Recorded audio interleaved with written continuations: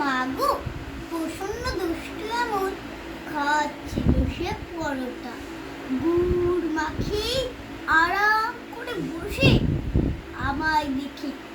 একটা দিল ময়কু তাও বড়টা দুইখানা সে আপনি খেলো কষে তাই তো আমি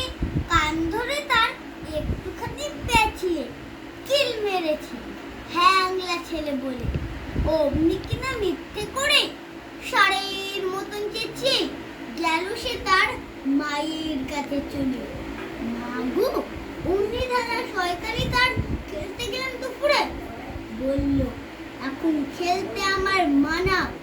ঘন্টাখানিক পরেই দেখি দিব্যি ছাদের উপরে উড়াচ্ছে তার সবুজ ঘুড়িখানা তাই তো আমি দৌড়ে গিয়ে ঢিল মেরে আর কুচিয়ে ঘুড়ির পেটে দিলাম করে ফুটো আবার দেখো মুখ ফুলিয়ে শটাং মাথা উঠিয়ে আনছে কি